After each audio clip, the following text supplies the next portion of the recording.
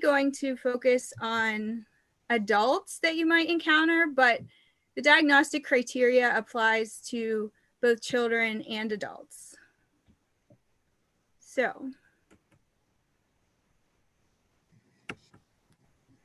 get started here.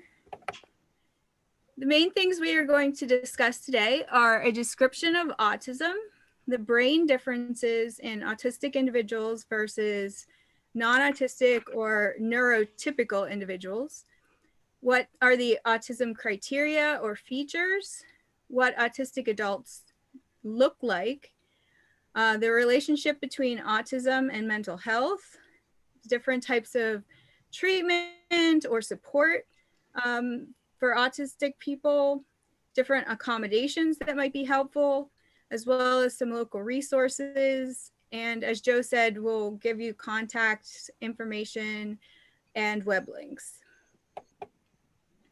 So first of all, what is autism? One description that I like is by the Autism Society. And again, you'll get this link. Autism is a complex, lifelong developmental disability that typically appears during childhood and can impact a person's social skills, communication, relationships, and self-regulation. Autism is defined by a certain set of behaviors and is a spectrum condition that affects people differently and to varying degrees. And they call it a spectrum condition because it varies and across the spectrum. And you may have heard autism called autism spectrum disorder, and that's what they mean by the spectrum. So I have my own definition of autism. Autism is a different way of thinking and experiencing the world. I see and understand things differently. I'm a foreigner trying to live in a culture where I don't belong. The customs make no sense and people don't say what they mean. I'm always translating back and forth in my head when I have a conversation, trying to interpret correctly and carefully choosing my words so my intent will be understood. It is exhausting. The inevitable cross-cultural misunderstandings can be devastating. No one really sees things the way I do. I'm utterly alone. And here is an example of some of those cross-cultural misunderstandings. So for example, if you have a non-autistic listener and someone talking to them and they said, hold on, I'll get back to you in 2 weeks. I need to move my pictures out of the way. Because of the relationship, the situation, the way it is said, and the context, the person might know that they plan to follow up, but not immediately. And there wouldn't be a 14-day expectation. Or they might know that the person does not intend to follow up, but they're just being polite when they say, I'll get back to you in 2 weeks or in a couple weeks. Or they might mean something else. However, for an autistic listener, the same saying, I'll get back to you in a couple weeks, means to the person in their mind that they are making a commitment to get back to them in an 8 to 14 day window. And because the couple weeks means 2 weeks. And if they don't get back to them in that time frame, the person is going to be upset because they didn't keep their word. However, if the person is of greater intellectual ability or they've had a lot of life experience, they would have learned that non-autistic people don't say what they mean. And so they're probably going to question that statement and try hard to read the person's mind and interpret what they're thinking, and trying to guess how a non-autistic person might be thinking is very anxiety provoking and makes conversation very exhausting. And the first bubble is like the natural autistic brain process that doesn't go away. But the second bubble is the autistic person suffering from society's pressure to be non-autistic or act non-autistic. And this is the type of person who someone says is high functioning or they don't look autistic when they're clearly still autistic. And they're struggling internally. And this is the type of person who may have miscommunications that can be devastating. You know, this person could have a miscommunication that causes them to lose their job if they interpret wrongly. Or, you know, when the other party doesn't realize that there are differences in the way they are thinking. So that's just one example. So it all comes back to the differences in how a non-autistic brain and an autistic brain is wired. So in a non-autistic brain, there are different parts of the brain and they do different things. In a non-autistic brain, there are good connections in each area. So you have the front of the brain, and that's the part that does like the higher level thinking, your attention, your planning, your decision making, intelligence, things like that. And then you have other parts of the brain that, you know, do your sensing, memory, and there are good connections between each area. So when you see something, you sense something, all the areas work together and you can make those connections. In an autistic brain, you still have good connections in each area, but they work, but they work separately.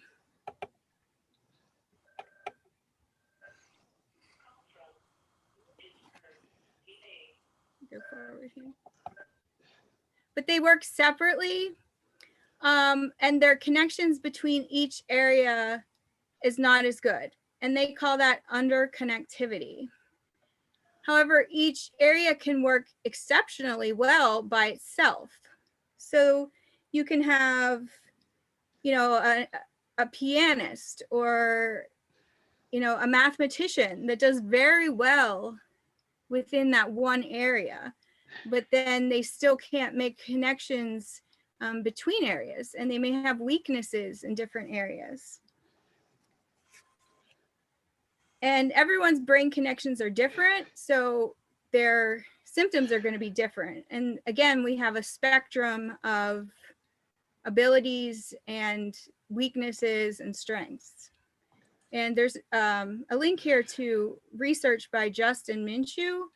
Minshew did her research here in Pittsburgh with MRIs. Whoops.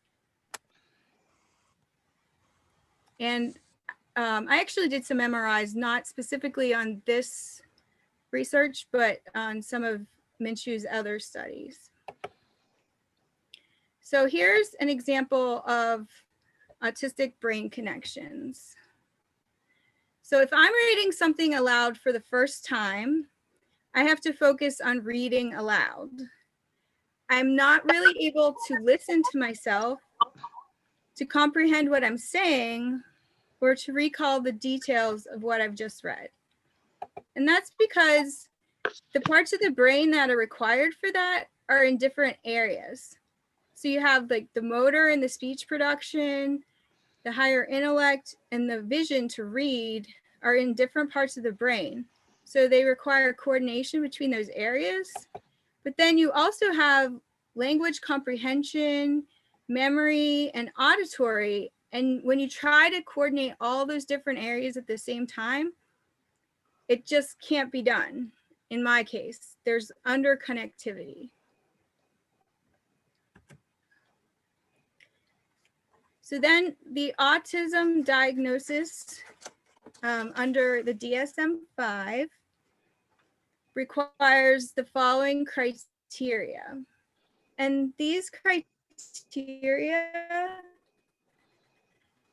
can be by history or currently seen, because autism is a lifelong disability, but sometimes the symptoms show up in childhood and tend to be hidden as the person learns to develop coping mechanisms, or sometimes the person is able to have coping mechanisms when they're a child, but then not be able to cope as they get older.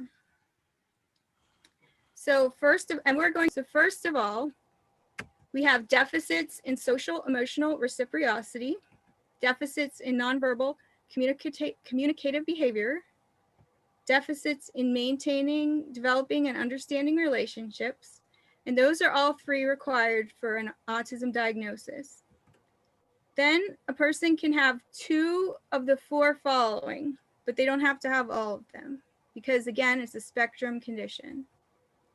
Stereotypes or repetitive motor movements, use of objects or speech, and we'll go over all these.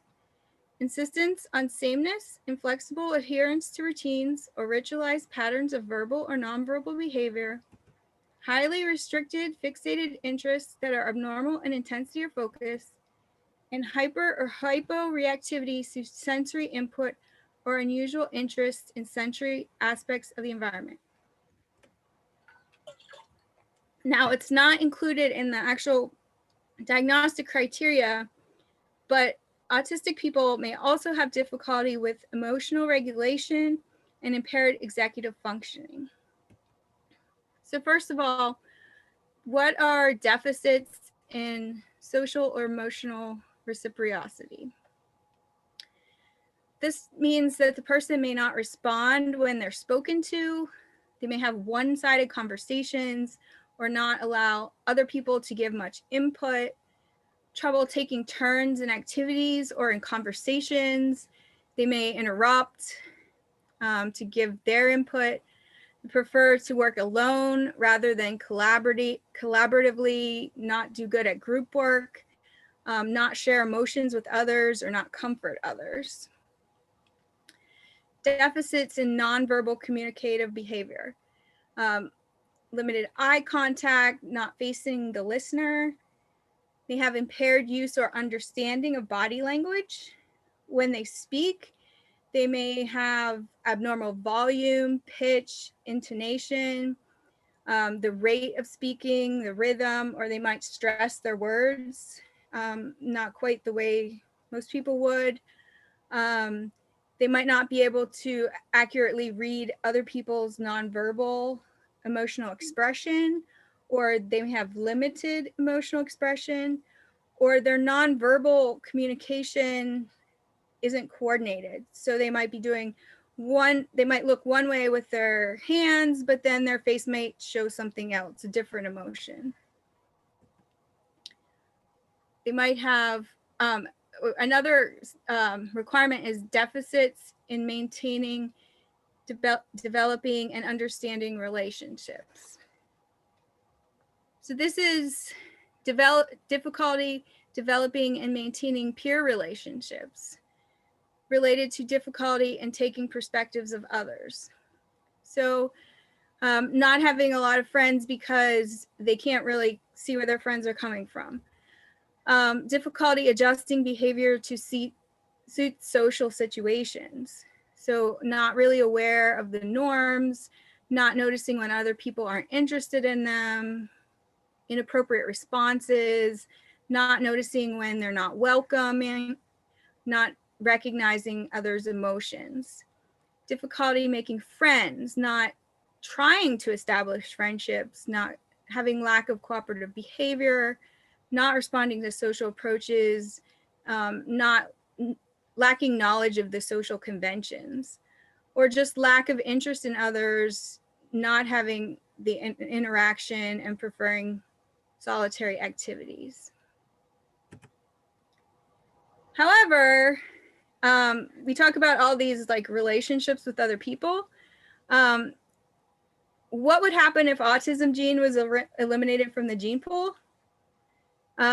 You would have a bunch of people standing around in a cave, chatting and socializing and not getting anything done. That's a quote from Temple Grandin, one of the most famous autistic people.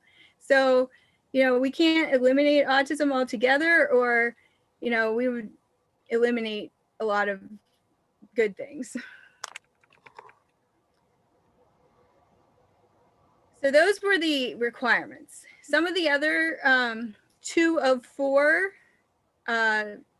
criteria are stereotyped or repetitive motor movements, speech, use of object, repetitive movements, use of objects, or speech. Whoop, went too fast there. So atypical speech. This is unusually formal language. In a lot of times they call this the little professors in kids. Speaks metaphorically, using perseverative or repetitive language, saying the same thing over again, or even repetitive sounds or humming, squealing, stimming, which people that are non-autistic even do some stimming. But this could be body tensing, foot tapping, rocking, finger flicking, stroking your hair, rubbing lips, even things like doodling, tapping steering wheel. Those are types of things that people do that are even non-autistic, just to kind of, they're stress relieving. Lining up objects, ordering things by color, those would all fit in that category. Insistence on sameness, inflexible adherence to routines, ritualized patterns of verbal or nonverbal behavior. Again, these all go back to differences in the way the brain is organized, because the areas are not connecting to each other with the same amount of connections as the non-autistic brain. So the signals aren't moving as well, and they may be staying in one area. So these are needing specific multi-step routines, repetitive questioning on topics, compulsive insistence on doing things a certain way, extreme resistance to changes, such as transitioning to new activities or topics, overreaction to trivial changes, such as following a different route, having substitutions of, a similar food or items, having meetings postponed, rigid, inflexible, or rule-bound behavior and thinking, and difficulty understanding humor, irony, and implied meaning. Another criteria are the highly restricted fixated interests that are abnormal in intensity or focus. These are the intense interests, narrow-ranged interests, or extremely focused interests. So being very passionate or having special interests, being obsessive about a topic, being preoccupied with numbers, letters, symbols, overly perfectionistic, focused on things that most people would consider are non-relevant, attachment or carrying around unusual objects, or unusual fears of things that aren't really dangerous. And then we have hyper or hyporeactivity to sensory input or unusual interest in sensory aspect of the environment. So some people have a high pain tolerance. They don't notice the heat, the cold, or injuries, don't like to be touched or have their nails or hair cut. Clothing tags may bother them. Attraction to certain textures. A lot of autistic people choose very soft clothing and don't like elastic or rough things. Can have a fascination with spinning objects, squinting or looking out of the sides of the eyes because the light hurts. Sensitivity or preoccupation with sound, light, taste, smell, needing to sniff things. But again, not all of these traits are necessarily bad. There are positive things about autistic traits.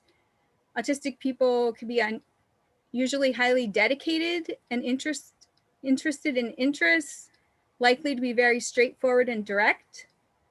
They may have very good attention to detail, and work is likely to be thorough and accurate. More likely to feel content. Calm and stability can be more important than new things and excitement. Autistic people are likely to be very reliable and committed. They will stick to plans and follow through with things. Autistic people may have exceptionally good awareness of themselves and others. They may be very sensitive to the sound, smell, and light, as well as their own and other people's feelings, and this can be an asset in certain environments. And they're likely to think about facts and care about the what, when, why, who, where, and how. Likely to be more accepting and welcoming of differences and may challenge the norms, and they may come up with very creative ideas and innovative solutions. So then those were the actual diagnostic criteria, but then autistic people may very well have difficulty with emotional regulation. So emotional responses are likely to be on a scale of either 0 or 100. And this can be due to frustrations, injustices, changes. And usually you need time and space to process emotions and respond. And the strong emotional responses are why a lot of autistic people have the negative encounters with first responders that you may hear about with police, things like that. And they can lead to what are called meltdowns. And these are due to an overwhelming external or internal stimulus reaching a point of brain overload and short circuiting. And this is more like a flight or fight type response, with the initial response being flight. So wanting to run and get away. And only the fight being if you can't flight, if that makes any sense. Like fighting to get away. And some autistic adults who I've interviewed for different articles have described this as falling out of an airplane, like the confusion of falling out of an airplane, the brain catching on fire, a funnel storm cloud in my head, a time bomb exploding, or a crashed computer. And to recover, they must calm themselves, reset to be able to engage in rational thought. What's helpful are dark, quiet, alone, sitting on the floor, rocking, walking, music, calm, deep breathing, and sleep. And the request is that no one touch them or ask questions.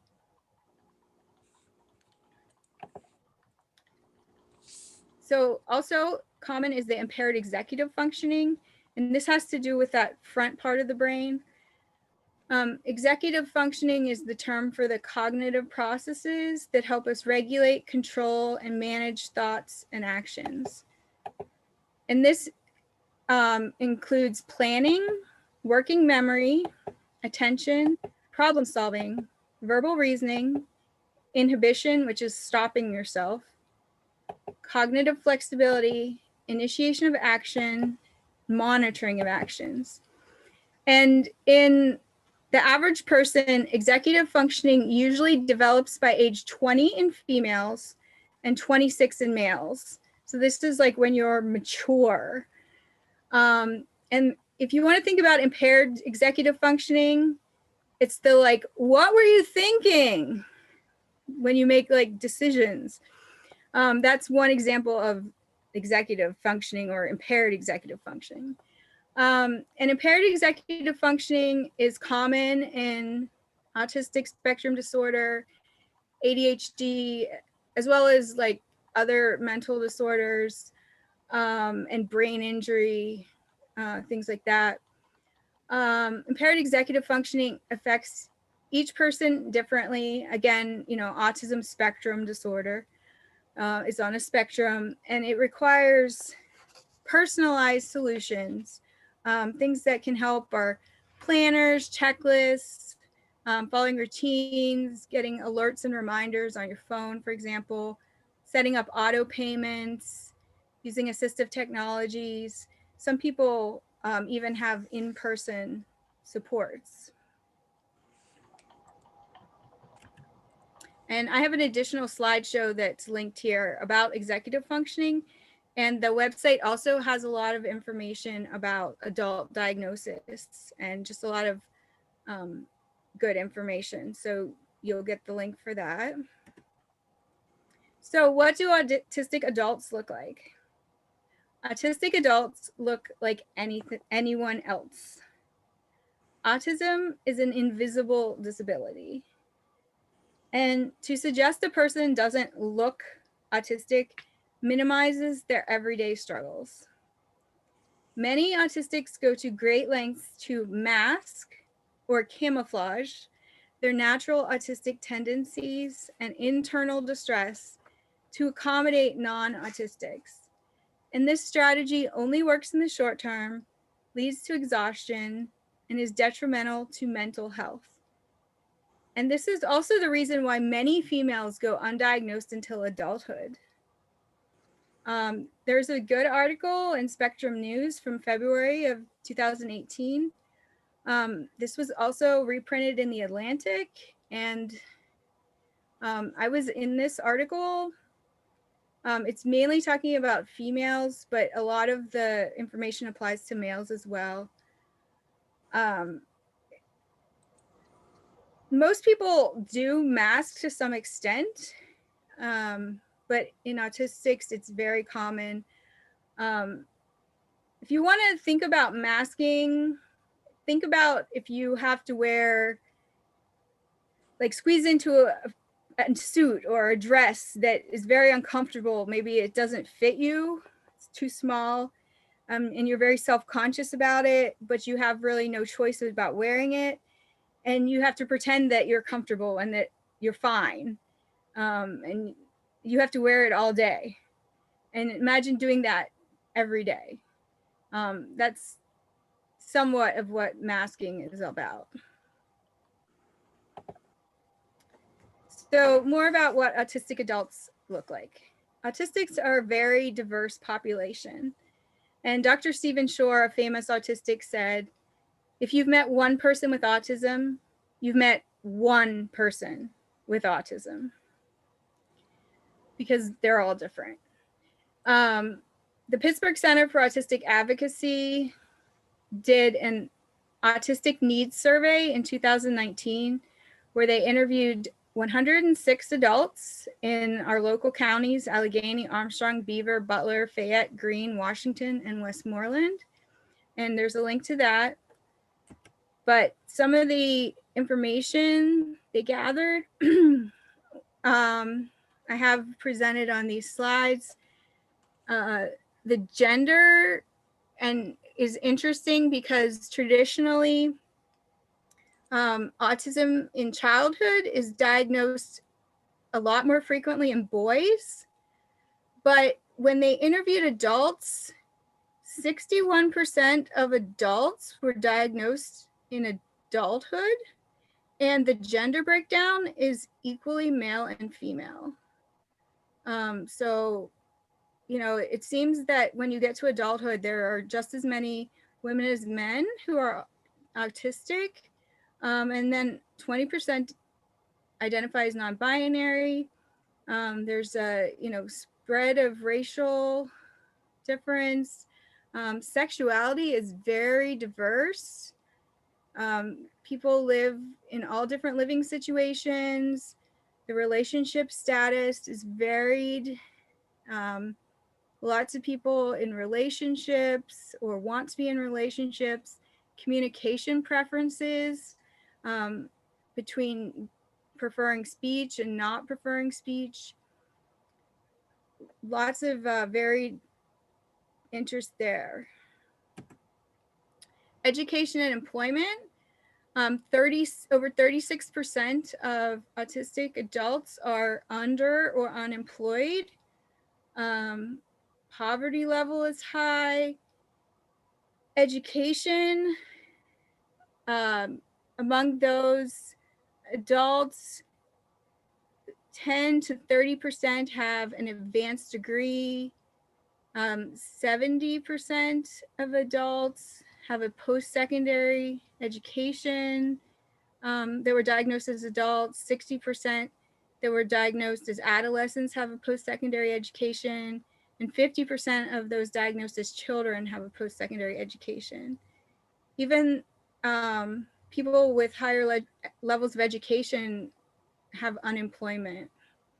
And those that are employed, this shows their the most common occupations. So customer service, food prep, healthcare, software engineering, teaching, and various occupations. So the physical health conditions, notably 71% reported providers' knowledge about autism was a barrier in getting care they needed. There was an average of 2 physical health conditions per person, and a third reported needing dental care.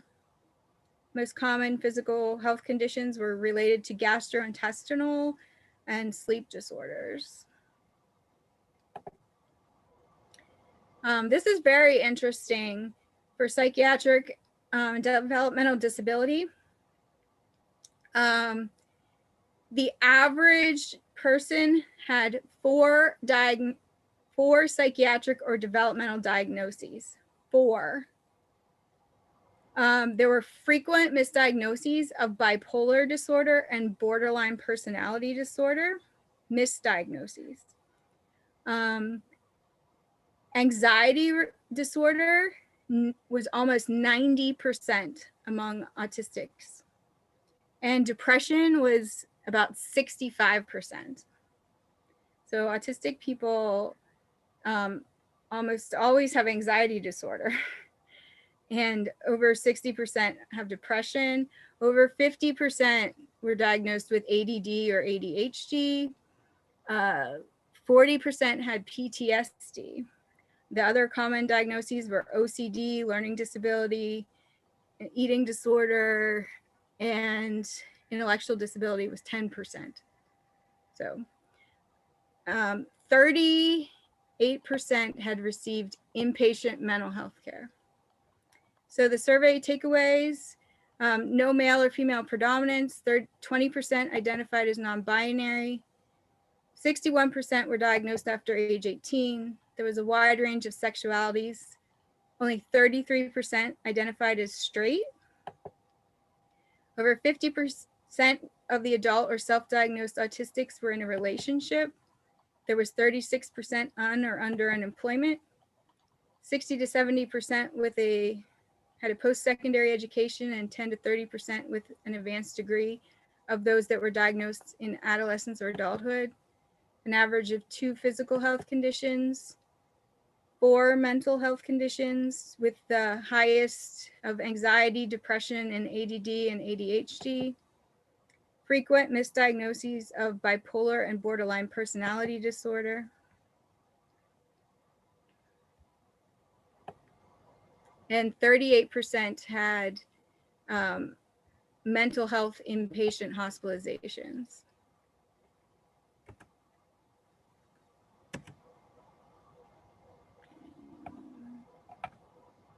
So autism and mental health, as you can see, it's a very common problem to have mental health issues.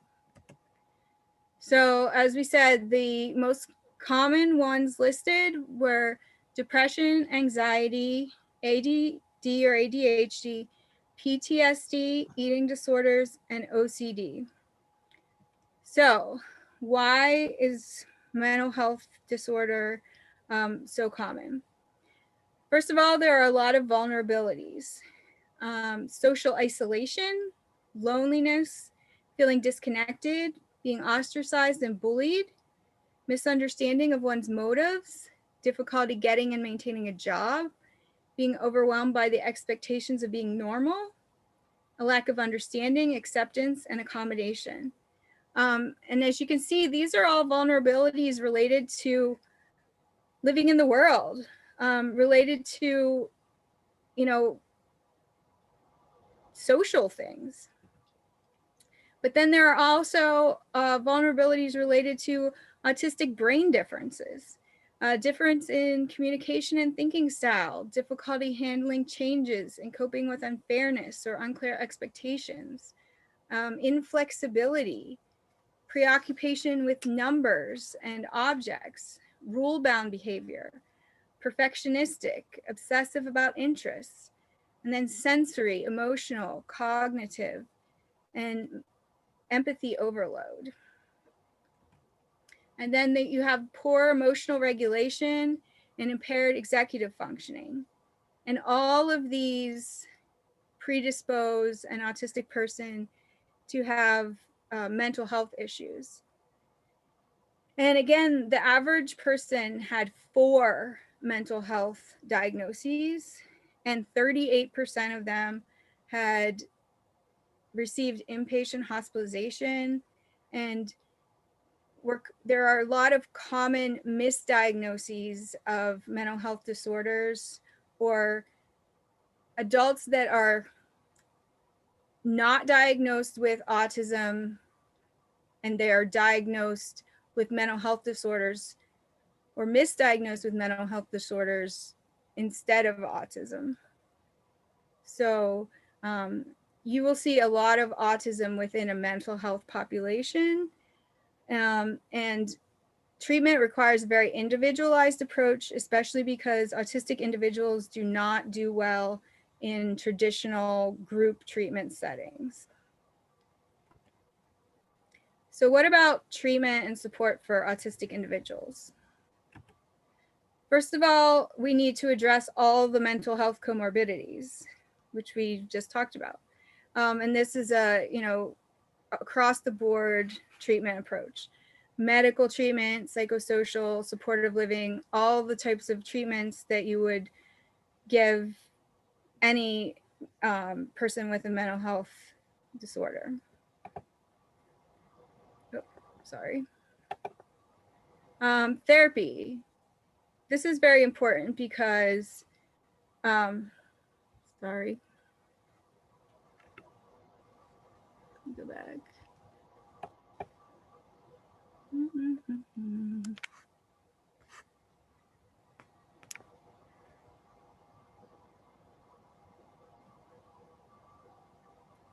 Sorry.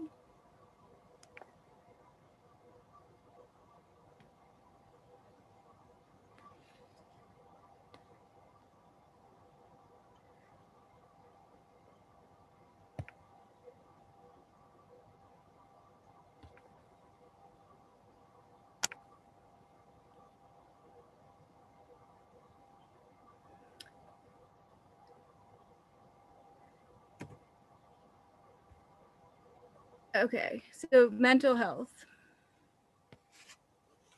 Address the comorbidities like you would anyone else. Therapy, an autistic person generally is very isolated and they don't have a lot of people to talk to, so someone to listen to. And then also other types of therapy like DBT, to address emotional regulation, things like that. Other therapies to address eating disorders, OCD, other specific therapies. There are autism studies that provide investigational therapies. There's one going on right now through the University of Pittsburgh. There are various other studies that occur, CMU, UPMC, online studies have different therapies. Eligibility for these vary. I have a link for one there. The PA Autism Developmental Program Medicaid Waiver Services, they have a lot of supports that you must qualify for under their waiver services, things like behavioral specialists, different things are provided under different waivers. You can check out that link and see if you might be eligible for something with that. Support groups, connecting with other autistic people, either online or in person. Education and advocacy, learning about autism, advocating for autism, that's very important support. And respecting personal limits, whether this is the person with autism, respecting their own limits, or someone else respecting the limits of an autistic person. So you must keep in mind that the autistic brain is inherently different than a non-autistic brain, and no treatment will change that. I like to say you can teach a swan to do duck-like things, with the autistic person being the swan, but he will always look like an ugly duckling because a swan is not a duck. For a swan to succeed, he must embrace being a swan and learn to live as a swan and stop pretending to be a duckling. The goal for an autistic person is to become a successful swan. In an ideal world, support by both others and by yourself must mean recognition and respect of individual limitations. This means acceptance that being an autistic swan is a legitimate, not an inferior alternative to being a non-autistic duck. It means taking advantage of strengths and easily advocating for needs. To the autistic listener, support means acceptance, but also a humble understanding that you do not understand what it is truly like to be autistic if you have only lived as a duck. So you must listen with an open mind and never assume.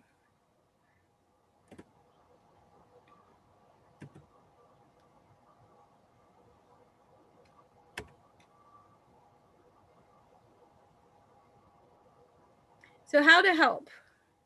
I know this is very wordy, but these are all very important.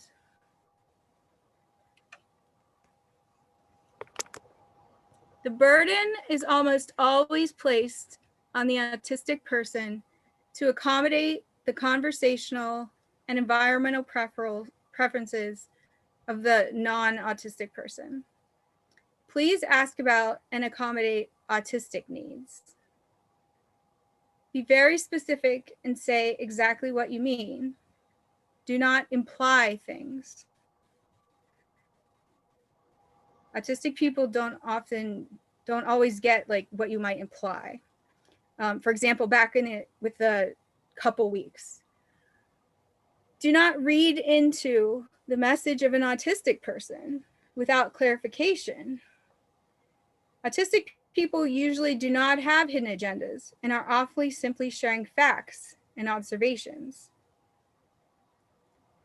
So if an autistic person, is telling you someone didn't show up, they might be just stating that someone didn't show up. They're not, implying anything by that, or, you don't need to assume that the person, is telling you the person is rude or anything like that. Allow for alternative communication methods, such as an email or text. When speaking, allow extra time for verbal processing. Allow an autistic person to get back to you. So autistic people a lot of times need extra processing time, and they don't always have an answer right then and there. And email allows extra time to think before replying. Same thing for text. And it's hard for an autistic person to give a response immediately in person. Provide a written version when giving dates, phone numbers, instructions, etc. So because there's all those parts of the brains that aren't working together as well, and when you talk, there's a lot to take in. So having a written version allows a person something to reference when they're not standing right there, and they don't have to remember it for later. Do not automatically rely on nonverbal cues, body language, tone of voice, to read an autistic person's emotional state. Utilize reflective listening. A person may not have matches in what they mean and what they look like. Ask an autistic person to explain their perspective whenever there appears to be a misunderstanding, disagreement, confusion, or inconsistencies. Again, the person may not be thinking what you think they're thinking because their thinking is different. Have conversations when an autistic person is calm. Having a conversation when upset will likely make an autistic person more upset. Even a few minutes of quiet alone time can help an autistic person regulate their emotional state. So when an autistic person is at a 100, trying to use their, when they're emotional, having to use their brain for some type of an intellectual conversation is not going to work. They're going to be completely overwhelmed.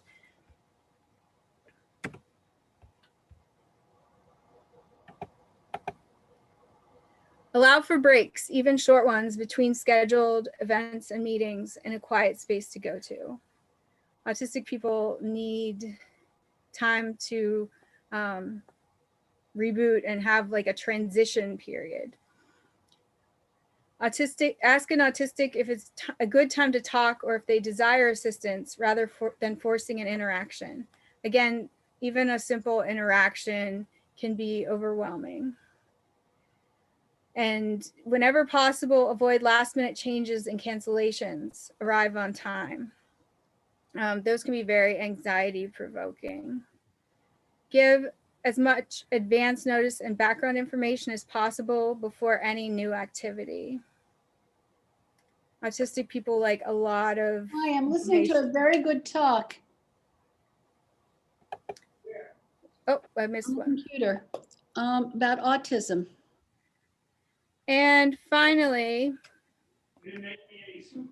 No. recognize that autistic brain differences are the reason an autistic person may be stuck on an issue, adamant about a point, passionate about a subject, expressing frustration, inflexible about a minor change, getting overly emotional, asking repeated questions, focused on irrelevant details, insistent on doing things a certain way, or intolerant of rules being broken.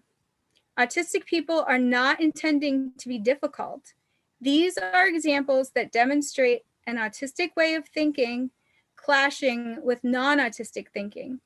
If you want to understand, this is the time, or after everyone is calm, to talk about autistic thinking processes. And so the accommodations that are helpful for autistic people, and these are according to the 2019 Autistic Needs Survey, 91% of people requested information ahead of time, 84% requested a quiet space, 83% requested tasks being broken into steps, and 81% requested extra time to process. Other helpful accommodation: transcripts, written instructions, less visual clutter, the ability to wear headphones, adjustable or lower sounds and lights, limited crowds, information presented in multiple formats, reduced interruptions, following routines, being asked closed-ended questions, being given permission to ask questions, being allowed to have a support person present, having clear communication, and then no pressure to hide my needs, being given privacy, having less judgment, more understanding, given dignity, having the community with more autism education and acceptance, and finally, to be given a chance. Some local resources. These are the ones I'm most familiar with, but I'm sure there are more. The Pittsburgh Center for Autistic Advocacy, and all these are linked. This is run by and serves autistic adults of all ages. It welcomes all sexual identities and accommodates for a wide range of disabilities. Currently, all services are online. They have social hangouts, support groups, and peer support appointments, and they can recommend autism-friendly providers. They also moderate the Pittsburgh Mutual Aid Facebook page, which is also linked. Autism Connection of PA. This was founded in 1996. It serves all ages, including children, family, and adults. They provide information, education, advocacy. They sponsor sensory-friendly events, and I would consider them a go-to organization for information about many local groups or solving difficult or not so difficult autism-related problems, and they're part of Achievia now. Evolve Coaching. This provides support in employment coaching, arts camps, social groups for transition age and young adults. They also have some college support, I think. Pitverse Magazine. This is a quarterly publication written by autistic adults of all abilities and ages, and they have writer meetings and social events. I write for them. Autism Employment Network connects autistic adults to certified autism employers. If you know of an employer, they also certify the employers. And then there are non-autism specific resources like OVR. Anyone who's receiving waiver services can be hooked up with lots of different autism waiver providers. And I'm sure there are plenty more. These are all the links that are linked in the presentation. And that's my email. And then this final link is in the chat box at the top. But if you're going to copy any down, this is the one you want to copy down, because if you go to that form, it has all the links listed, and there's also a place where you can leave comments. And that is the end of the prepared presentation. So if we want to take people off mute, or I don't know if there's any chat questions, I can address those. I did a chat question. Okay.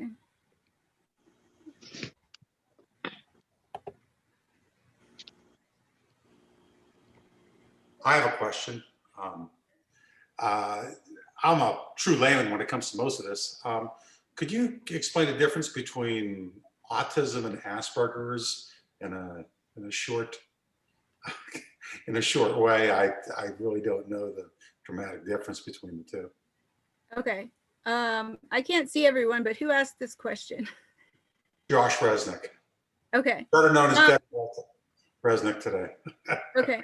So Asperger's and autism are part of the same thing. Autism encompasses Asperger's. They took away the Asperger's diagnosis a few years ago. There used to be like a differentiation between like a higher level of autism, of people who spoke and people who at one point didn't speak. And they called the one group Asperger's, but now they all are just included under autism. Thank you. That's interesting.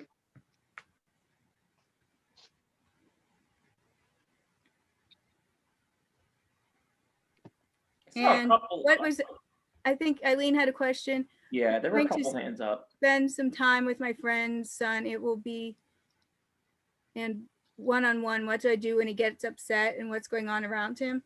Well, when person gets upset, they usually get upset because they're frustrated or overwhelmed.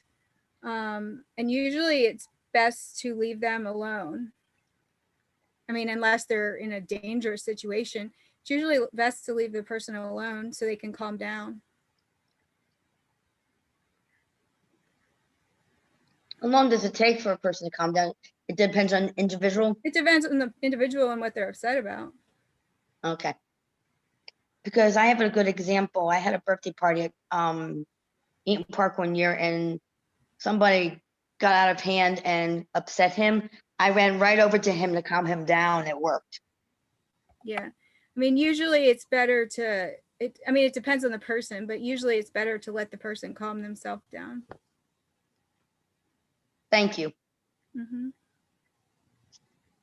Very well done, Delaine. I wrote in the chat, there are a lot of presentations and a lot of information shared for individuals with autism at a child level, but very few for adults. This was very well done. Thank you. You're welcome. Delaine, my friend's son is a teenager, so Okay. Well, a lot of this would apply for teenagers as well. okay, good. Delaine, I had a quick question. I noticed when you were talking, you brought up GI issues, and I was just wondering if you could elaborate on the correlation between autism spectrum disorder and GI issues. And also, I know you mentioned something briefly about the fight or flight. Could you also tell us how autism plays a role in the limbic system? Well, I'm not an expert on GI issues, but I know that there is a relationship Okay. with GI issues. But I know that there's like a lot of With those or without? stress involved, like stress hormones. And overall, an autistic individual has a higher resting level of stress, cortisol levels and things like that, and are under like a high, the anxiety levels are much higher with anxiety disorders. And they've shown that the overall cortisol levels and anxiety is higher to begin with. Interesting. Mm-hmm. Did not know that. That's really, yeah, interesting. Delaine, if I could just add to Joe's question regarding gastrointestinal issues, a lot of the students that I've had in my schools or I've worked with autism have GI issues, and a lot of it has to do with textures, how they can't eat certain foods, and as a result, right, they're not able to process certain foods. That's why you'll find some individuals with autism that will only eat certain kinds of foods, and so as a result, they don't always get the nutrients they need. Right. There can be sensory, there can be a lot of different issues. There can be sensory issues with foods. Some people eat gluten-free diets. I mean, there's a lot of different issues. There can be eating disorders related to autism. There can be, there's a lot of different GI related issues. But I'm not really an expert on GI issues specifically. So I don't really want to, give it a specific answer on that, but I know there are a lot of different GI related issues. I don't know specifically what the question that they ask in that survey, listed as GI issues either. Delaine, my friend's son, he's gets together with other people with autism, and they perform plays, and then they do it for the public, and he's had a lot of good roles. Mm-hmm. That's great. And he has a good voice too.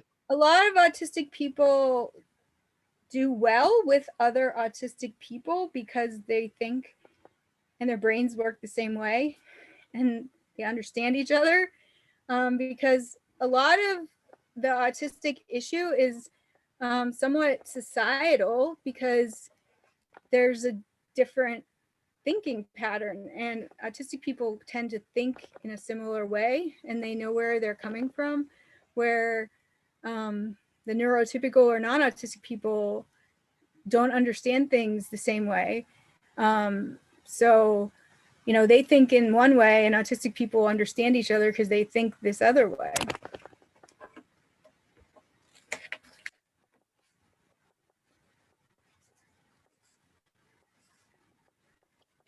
You did a great job. Any other final questions for Delaine? So we're going to get a copy of your. Yeah, if you go to the survey, that one that says HTTPS forms, Okay. in that survey, there's a list. It's a survey, so it says options, and under the options, you can't directly click because it's a survey, but it will list under all the options. It will list all the links, and then it has my email, and then the last link, if you copy that or write that down and type that into your browser, that is actually the Google slides for the entire presentation.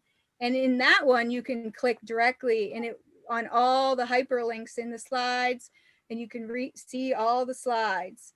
So the last one on there is the slides version of the entire presentation. And then it also on that survey, it says comments, and you can put in any comments you want. Or ask any questions, or you can email me directly with questions, or if you have any problems getting the slides, my email's in there, you can email me directly. But if you go to this forms that's on the slide you see, if you go to this forms one, and it's on here, and it was Joe also put it in the chat box. If you go to this forms one, you'll be able to access everything. So that's the only one you really need, is that forms one. And it's a Google Forms. Elaine? Mm-hmm. Hi, this is Ellen Byrne. Can you hear me? Yep. Okay, good. I just want to tell you this was an amazing presentation. Thanks. I worked hard on it. I'm glad Oh, you liked it. beautiful. So I have two questions. One is, you know, a lot of adults who are in their 40s or 50s had not been diagnosed as autism because it really wasn't a thing that people did 30, Right. 40 years ago. Do you know of anyone who currently, either a psychologist or a psychiatrist, who works with adults who have not been diagnosed in determining whether that they do have autism or on the spectrum? Because I think this is valuable to people to know that they're not just weird. Right. And I was diagnosed as an adult through a study at the University of Pittsburgh. mhm. I was 30. I don't know if she's current. I do know a few people. Would you like Xenia to know it? Baru. Who? Xenia.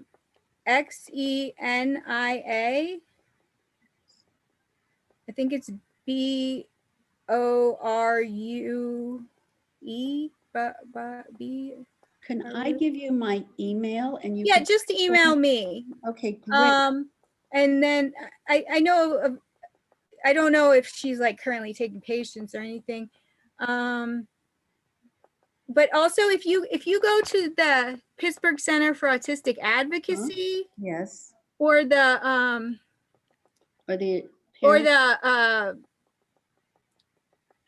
PA, if you go to the first two links I provided under the resources, Mhm. Those two people could probably also point you in the right direction. Okay. Would you be interested in giving this talk to a group of doctors, a small group of doctors? Sure. Okay. But I would, like, instead of me giving you a specific person, I think those two groups would probably have more people to give you. Okay. Because So they would probably are asked that question more often. that was the Pittsburgh Center for Autistic Advocacy. It's Pittsburgh Center for Autistic Advocacy and the Autism Connection of PA. And Autism Connection. Yeah, if you email them, or go to their website and find their emails, they probably will be able to point you to a list of people or more than one person. Okay. Thank you so much. This is really excellent. And then there's also on that website of the executive functioning slide, Mhm. it has like a self-test. So Mhm. someone can like screen themselves.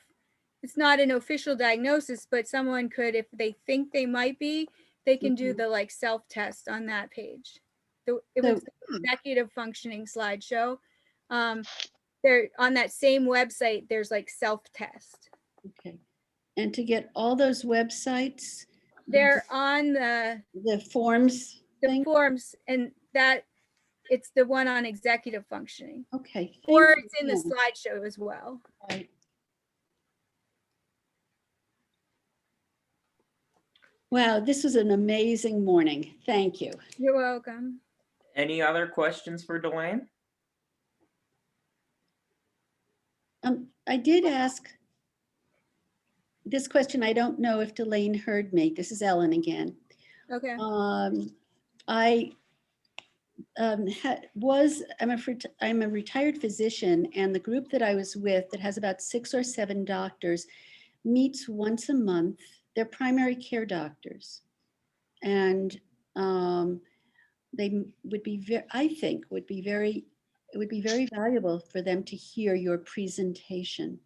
And I was wondering if that's something you would consider. Sure. Okay. Well, I'll be back in touch with you if there's an interest there. Okay. And my email is on that website as well. Yeah, Delaine Swear, yeah, at Yahoo. Thank you. Let's give Delaine a big round of applause for her great presentation today. You're good, Delaine. Thank you. Way to go. Thank you all for coming. If you have any questions, you have Delaine's information from the clubhouse. We just want to appreciate everyone taking time out of their day and listening to our colleagues. It's important that we get to know each other in order so we have a nice collaborative working relationship moving forward. So I'm very appreciative to everyone that joined in outside the clubhouse. And we look forward to doing more of these in the future. Thank you. Okay. Thank you. Thanks, Delaine. Thanks, You're Delaine. welcome. Thanks, Delaine. Have a good one. Bye-bye. Bye-bye.